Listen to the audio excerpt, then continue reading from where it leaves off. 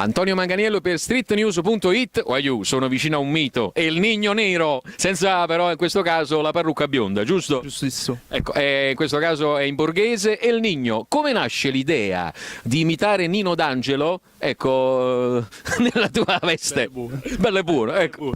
Allora, devi sapere che io quando sono venuto qua a Napoli, a parte il fatto che sono stato adottato da una bellissima coppia napoletana, e appena sono venuto a Napoli mi sono innamorato della musica napoletana, in particolare delle canzoni di Nino D'Angelo.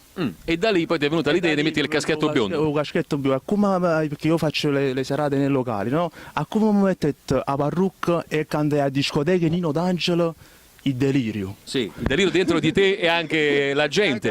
Vogliamo anche dire che sei stato ospite a Rai 2, giusto? Sì, a quelli che è il calcio condotto dalla grande Vittoria Cabello e dal trio Medusa.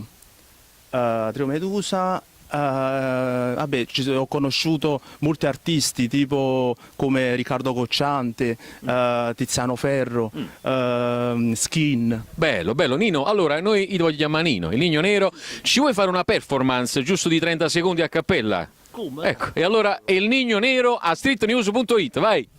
Se sono studiato in luce locale e tutti quanti stanno già in pedale, soltanto noi che stiamo appiccicati, non ci parliamo. L'orgoglio tutti e due ma ci comanda, solo che quello con le luci ci guardiamo, nemmeno una parola ci diciamo, ma ci volemmo. Mamma mia ragazzi, un applauso al Nino Nero che canta in napoletano, straordinario. Forza Napoli, forza Pietra Melara. A tra pochissimo su streetnews.it.